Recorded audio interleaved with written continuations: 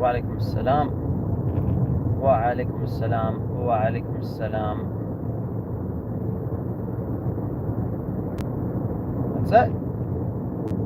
It's very, very, hello. وعليكم السلام. I'm doing okay, I guess. MashaAllah. Much love to my family in Ethiopia.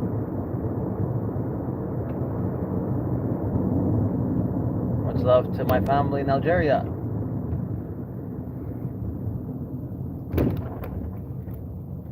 Wa alaikum assalam. I'm doing all right, kind of.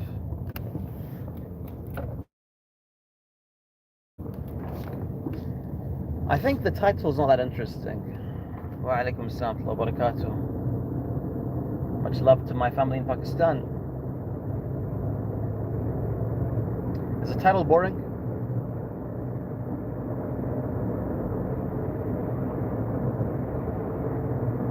Much love to my family in Turkey. La, it's not about Mawlid. And much love to my Afghani family, wherever you are. Title's okay? It's okay, but I think it's kind of boring. Is it kind of boring? Like, so the reason I'm making this stream is because of something I want to clarify. And the idea is this. It's there's this concept that I'll share a few different points of views. There are different points of views among the ulama in regards to how to deal with innovators, how to deal with innovation. Wa alaikum assalam, one da'wah. It's good for you to be here, bro. Alright. There are many points of views that ulama have held in regards to how to deal with innovators. Some said, ignore them completely, shut them off completely, don't take from them, avoid them, don't look at them, don't smell them, don't taste them, don't touch them. You have that point of view. It is said that Malik used to be upon that. Malik bin Anas.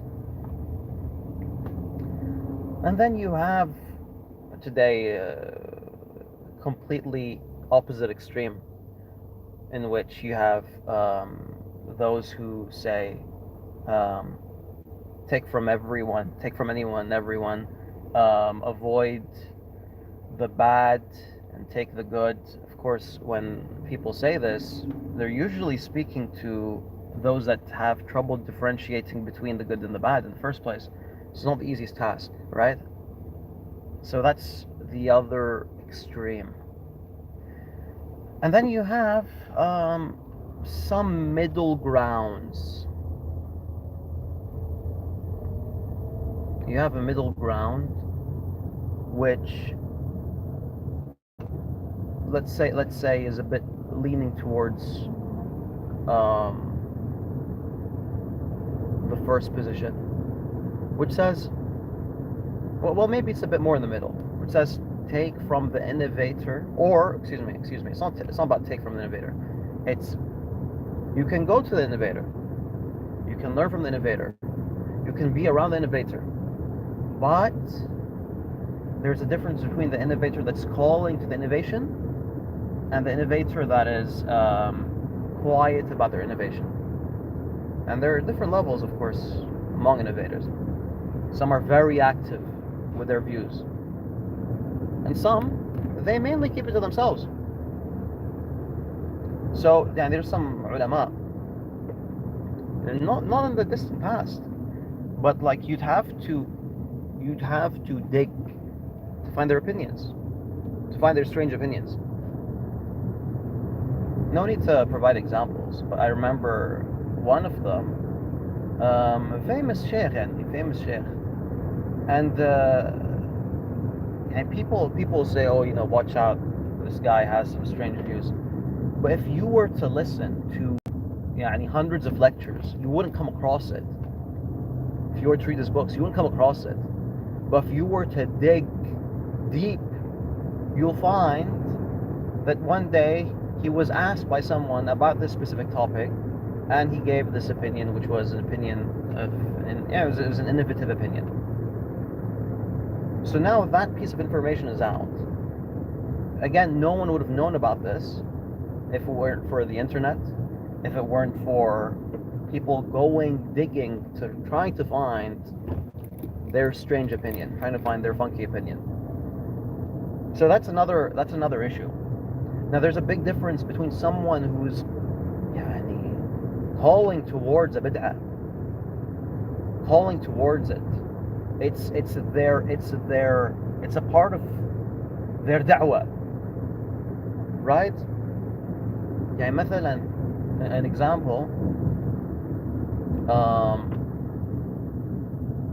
no need to mention names. There's a channel that's attacking, and guys, folks, please, when I say you don't need to mention names, this isn't like a pop quiz, where everyone starts listing out the people who they think I'm talking about. Okay, there's no points. No one's getting mod status for answering these questions, or for being explicit when I'm being vague. Okay, I'm intentionally being ambiguous. So there's this channel in which these brothers are attacking major ulama. They're constantly attacking major ulama, and they've been doing this for months. And so that's a part of them. In the past, they didn't used to do this. In the past, they weren't actively doing this. So there's a difference. Now, of course, this is something that can happen to anyone. You never know. Even people who are pious and who are religious, one day they become apostates. Yeah? Things like that happen. There will be people who are innovators, but they don't call towards an innovation. And one day they will start calling towards an innovation.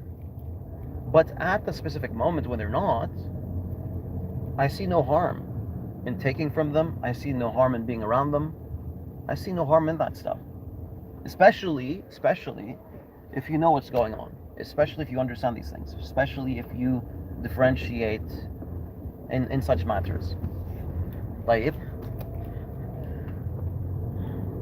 what did classical ulama do? By the way, this opinion, this is not like some sort of thing I'm dragging out of my back pocket. Classical ulama, I think like Ibn Hibban speaks about this. Ibn Hibban and where does he say this? In any case, if you look into books of Al-Jarh wa Ta'dil, you'll find written by contemporary authors, they list the opinions of those who had such positions. So one sec, please. السلام عليكم ورحمة الله. هلا بس واحد كباب دياي. سندويش لا. اي سندويش كباب. اوكي. وواحد بيتزا تقسيم صغير. صغير اوكي. مشكلة. طيب. Okay, so that's another aspect to it. طيب, and another very important aspect is what did the ulama in the past used to do? The most common thing that they used to do, the most common position, is they used to actually even take ilm. They used to actually take ilm from innovators. if that innovator has something specific, even if they're calling towards a bid'ah. Yeah? So for example, perhaps one of the best examples of this is Qatada. Qatada was an innovator, but Qatada was also one of the main narrators in Basra. So that's why they would take matters that have to do with their hadith. They would learn from them tafsir. They would learn from them fiqh. Adi. They did that. And if anyone said anything, I can't remember who it was, but I think like one of the classical scholars said to Yahya ibn Ma'in, I don't take ilm from innovators that call towards their innovation. It's either Yahya ibn Ma'in or Yahya ibn Sa'id al-Qattan. It's probably Yahya ibn Ma'in. And he's like, why are you going to do the Qatada? This is silly. You have to. Because there are some specific people that have a form of knowledge, or have some knowledge, that you can't find elsewhere. طيب يلا بسم الله. I don't want to take from Mu'tazila anything. Are you going to toss away Tafsir Zamakhshari? Are you going to toss away Ilm al-Balagha? Abd al-Qahir? Are you going to get rid of Abd al-Qahir? And then we have no Balagha yani. He's the guy who formulated al-Balagha. And he put it into words, because you find ideas of Balagha spread out in random places. He formulated the ilm. He turned it into a science. Is that what we're going to do, yani? But there's no doubt that there are some ulama that you have to take from because of their specialization in some fields. And I spoke about this in the past. There will never be a book as beneficial as a commentary for Sahih Bukhari like Fath al-Bari. Now, even though Ibn Hajar has opinions that I will disagree with, that many people here will disagree with, that Salafis generally disagree with, you have no choice. You have no choice but to rely on Ibn Hajar. So, now that that's been said, you will find yourself closer to some people that you refer to as innovators today than you will be to Ibn Hajar, or you will be to Abd al-Qahir, or even to Qatada. However, you will still, when speaking about Ibn Hajar or Abd al-Qahir or Qatada, you'll say Rahimahullah wa radiyallahu anhu, and you'll appreciate them, you'll praise them. But today, when it comes to someone with a minor issue, an issue smaller than the issues that were held by those scholars, what's your reaction going to be? Unfortunately, anyone with the smallest issue today gets absolutely cancelled. And this is a reality. Remember, of course, I am differentiating. There are issues that are small. There are issues that are really big. It really depends. It really depends on the type of innovation. Depends on what is being said. And of course, I draw the line. There are some matters. There's no middle ground. There's no gray area. With some matters, if someone crosses some lines, that's it. You shouldn't take anything from them. You shouldn't praise them. You shouldn't be around them. You should avoid them completely. You should warn anyone that mentions them. There's some cases like that. And remember, this isn't a pop quiz where we start naming names. I can name names, عادي, and I have no issues naming people that I have major issues with. Yeah. What else? But yeah, يعني one of the main issues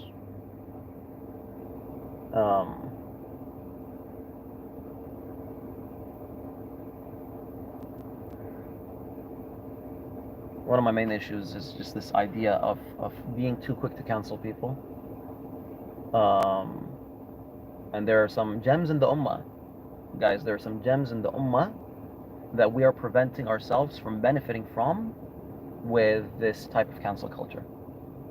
There's some people in the ummah that do so much for the deen, but they get cancelled, wallah, sometimes over things they're not even outspoken about.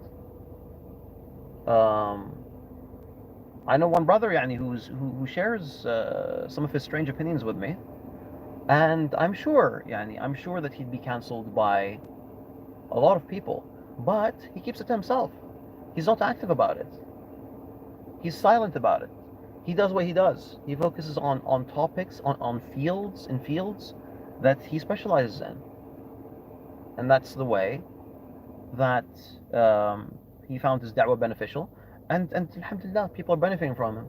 But what a shame it would be if people started, يعني, sending me messages, sending me DMs. Who are you speaking about?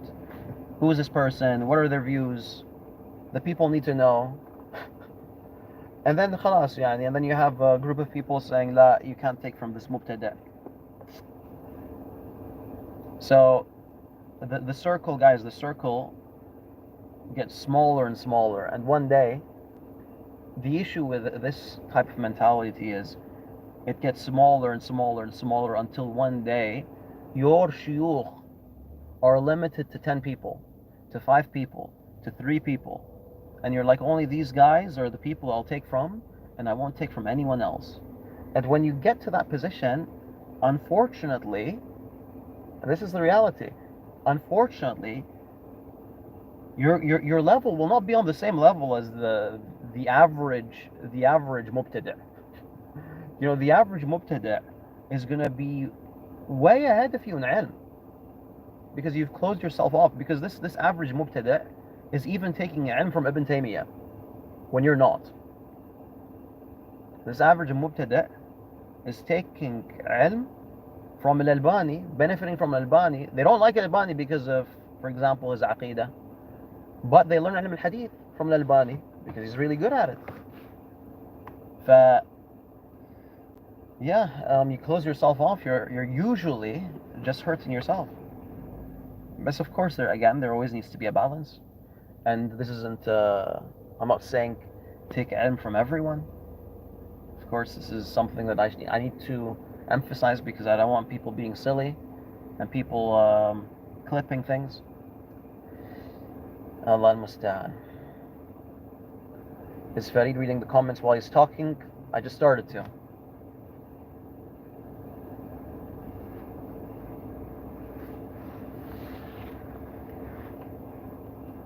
Any thoughts?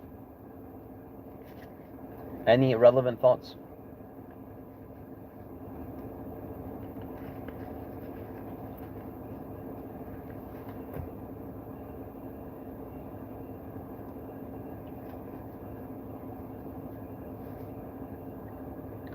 What's time there?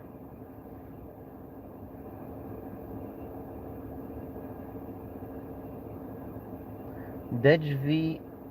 Well, you see, bro, the ummah isn't reduced to 10 people, bro. The ummah is a lot larger than 10 people.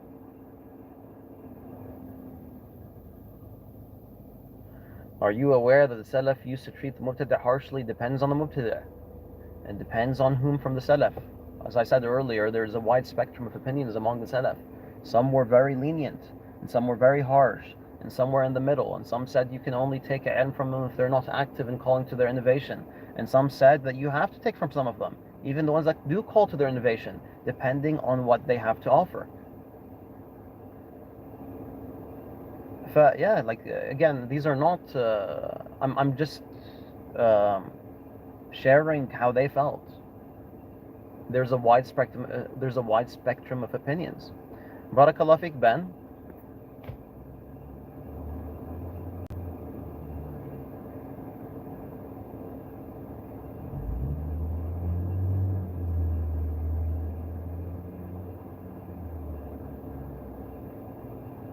I'm glad, inshallah it's beneficial. But I used to be very, I used to be off that type. I used to follow what, I used to have the list of mashayikh that are okay and mashayikh that are bad. And you can only take from this guy, that guy, this guy. And this guy is on the blacklist. I didn't go all the way extreme, but I was for a short time. I was leaning towards this stuff,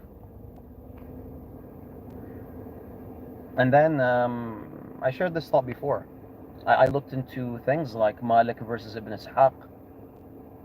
Yeah, I looked into things like Muhammad bin Yahya al-Dhuhli versus Muhammad bin Ismail al-Bukhari, and when I realized that the major ulama that we all love today and we care about today and we appreciate today, we look at them and we say rahimahumullah wa radiyallahu anhum, I realized that, what am I doing? I'll ask you guys this question. If you guys lived during the time of Muhammad bin Yahya and al-Bukhari, if you lived in Nizapur, what do you think you guys would do? Wa alaikum salam, Yusufu. What do you guys think you would do if you were living in Nizapur during the time of Muhammad bin Yahya and Muhammad bin Ismail? Do you think you guys were going to be cool with al-Bukhari?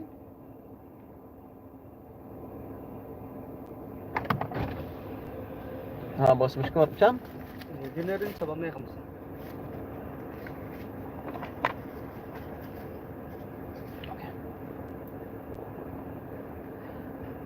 Well, you see, most people went against al-Bukhari.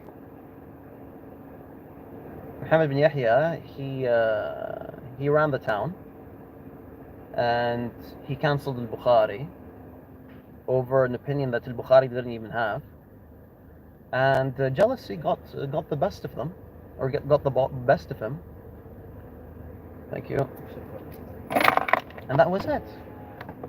And al-Bukhari died alone. Al-Bukhari in the end didn't have anyone.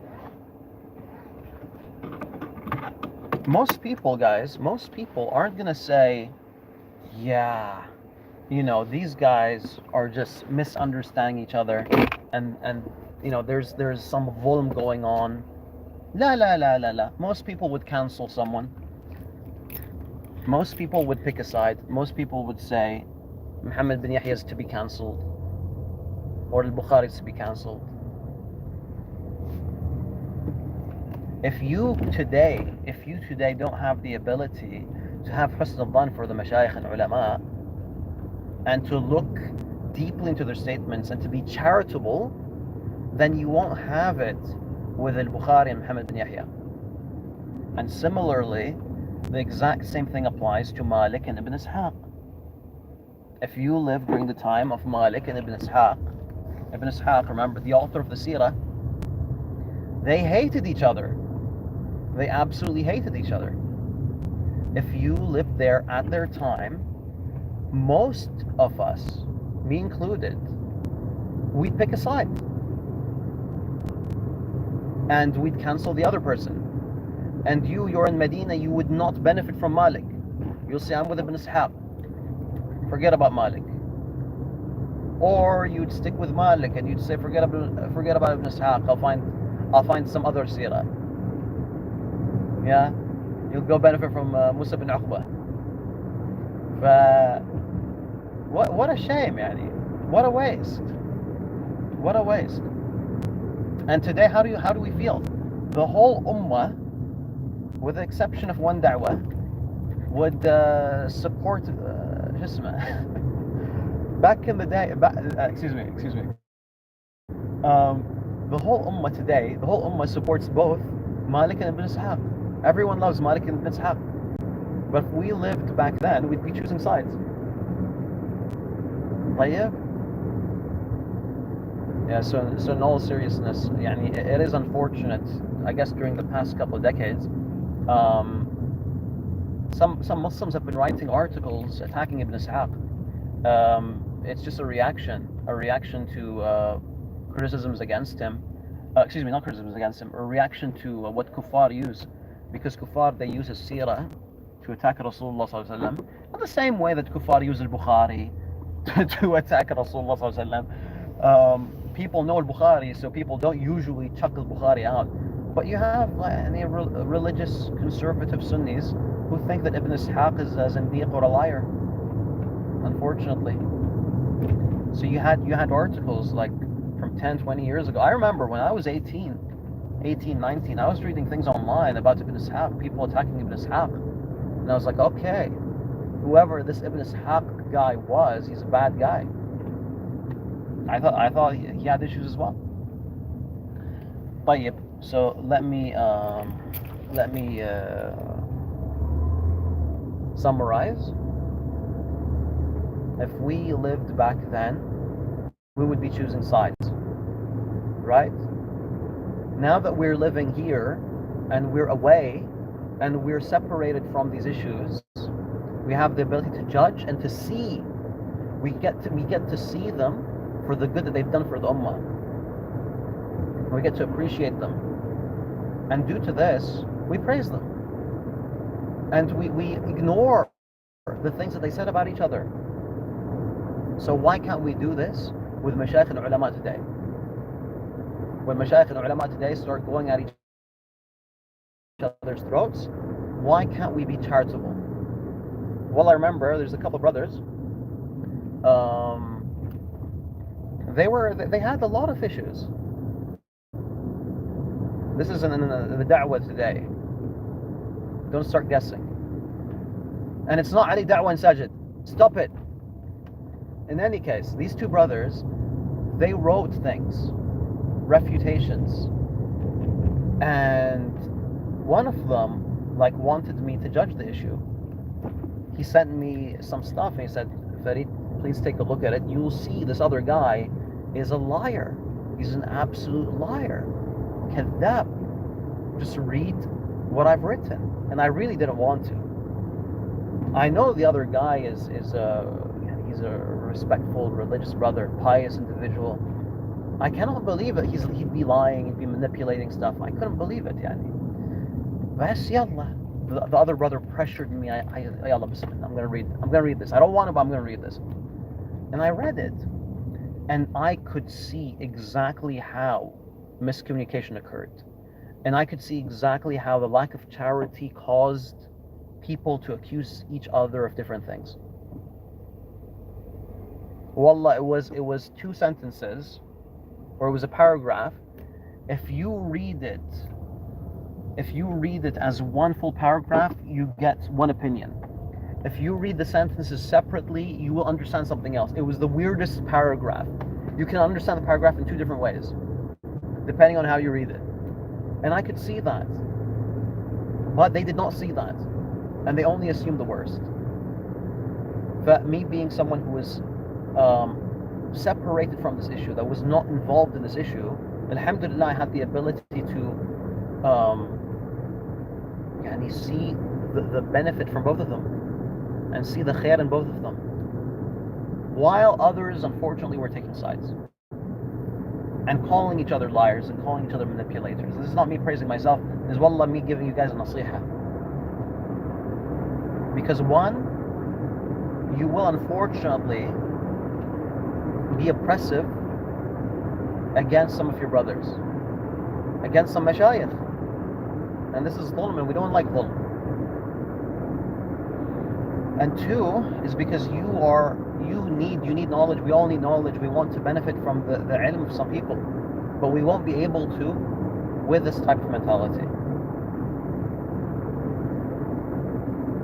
Yeah, and once again, this isn't Sajid and Ali Da'wah. Sajid and Ali Da'wah did not write refutations against one another. They made videos. طيب. That's more or less it.